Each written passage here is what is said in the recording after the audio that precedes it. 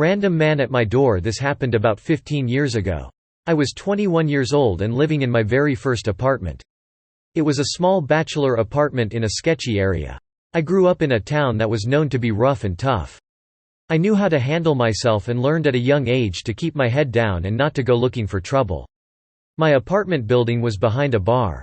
A lot of the customers of the bar would stand outside to smoke. When they stood outside to smoke, they would be looking at my apartment. Most of the people who were out smoking kept to themselves. A few would nod and say hello if I passed by. Never any issues until one evening. One evening I came home from work. I passed the bar and saw this extremely tall man outside smoking. As I passed, he stared at me. I gave him a slight nod but he didn't acknowledge me. He just continued to stare. It made me uncomfortable but I didn't think much of it. About an hour later, I hear a knock on my door. It was odd because you have to buzz people into the building. The building only had 8 units and I didn't really know any of the neighbors. I froze because I really didn't want to talk to anyone. But the knocking continued. I finally shouted out, "Who is it?" But there was no response. I shouted again, "Who's there?" And the voice said, "It's Tom." I didn't know anyone named Tom so I shouted back, "I don't know anyone named Tom." "You must have the wrong apartment." The voice said, "You may not know me, but I know you. Open up so we can talk." I went over to the peephole and it was the tall dude from the bar. I loudly said, "Fuck off or I'm calling the cops." I heard his footsteps walk away and heard the building door open and then close. He was gone, or so I thought. A few minutes later I peeked out the window and he was standing in the parking lot. He seemed to be talking to himself.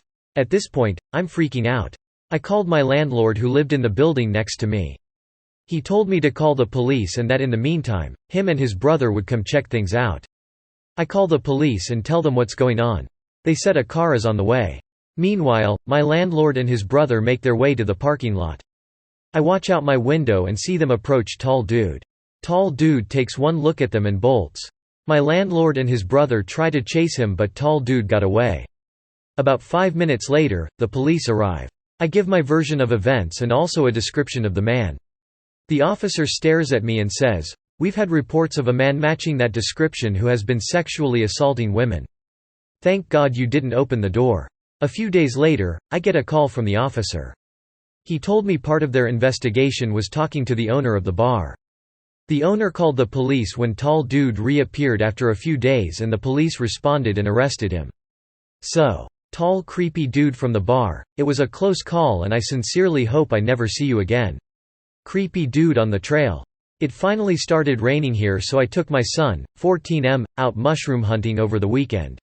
It was later than we normally go, and sun goes down much earlier but we were taking a quick trail to the river and back in hopes to finding turkey tails or chanterelles. We took a wrong turn and ended up going through a big field, which the trail would take us back around to the main trail to the river. As we walked toward the main trail the last group of people had left, and it was just me and my son.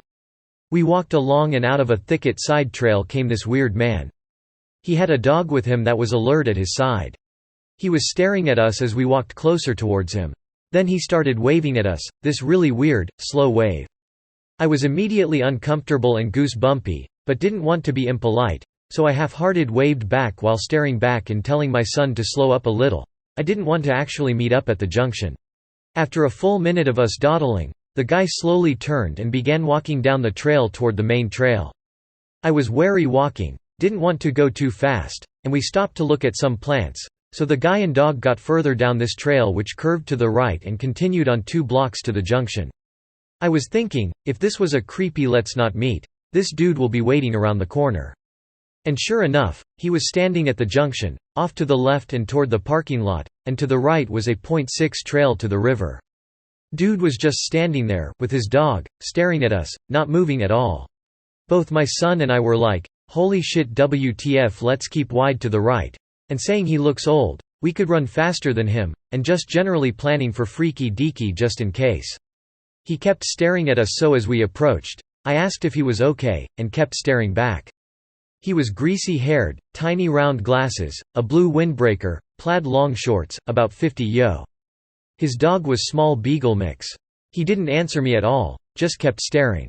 We turned to the right and walked about a block. I had my phone cam facing me. so I could watch him over my shoulder, and the only movement was him slowly shifting his direction to continue staring at us. I didn't say anything else to him. It was moderately unsettling, his stare, made more so by his lack of response, emotionless face, weird tiny glasses, slow wave at us like zombie MFKA. He did leave Beck on our way back. He was no longer standing on the main trail.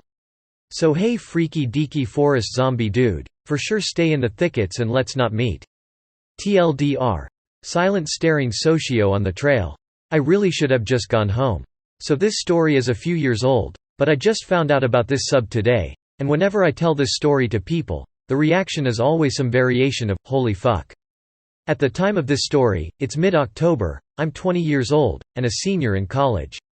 I got out of class at 9 p.m. and headed downtown in my college town to see about an open mic thing that was supposed to be happening at a hookah lounge, and around that time there was a guy who would play accordion on one of the corners of the main thoroughfare.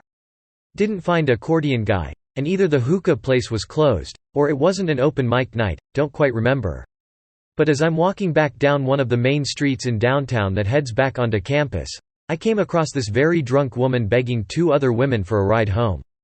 I think the girls were getting into an Uber or they didn't have space or something.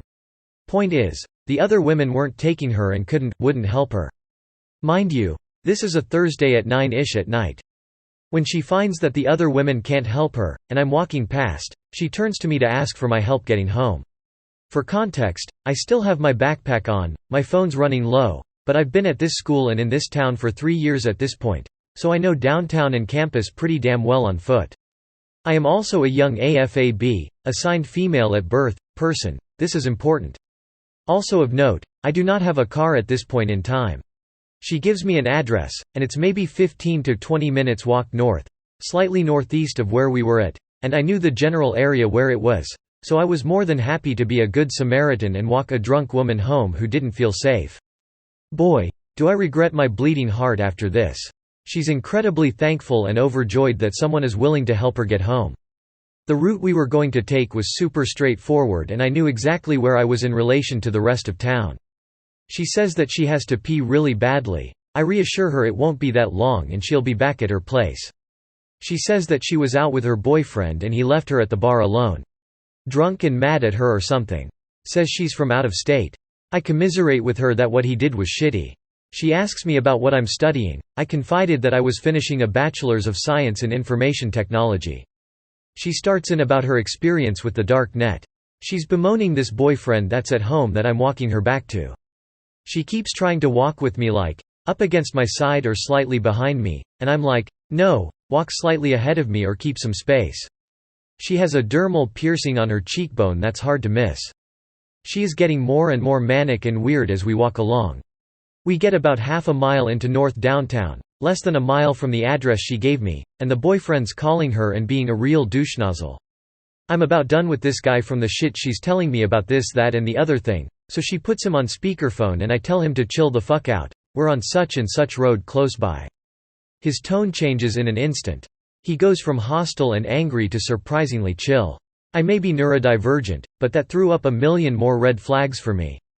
And she starts saying that I'm going to have a good time at their house. I'm looking for an exit. Every bone in my body is screaming at me to get out of this situation. We get to the end of this road, which coincides with an intersection that has a gas station. I say, hey, let's stop here to use the bathroom. She says that she doesn't have to use the bathroom anymore. I'm scared shitless. I tell her, well, maybe you don't have to, but I do. Which was true. We go into the gas station. I head immediately to the bathroom and text one of my friends asking if she was working and if she could pick me up or if I needed to call the campus Safe Ride Home program. Friend says it'll be a minute if I'm willing to wait. I agree to wait.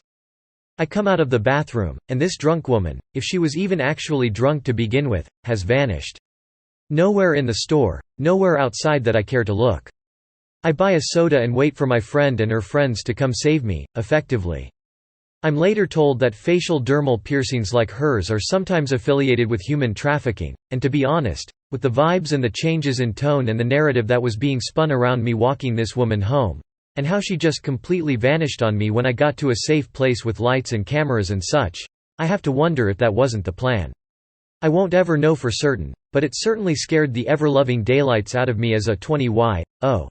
My friend and her friends pull up, and take me back to one of their dorms, and I spend more of the evening with them, so I wasn't alone.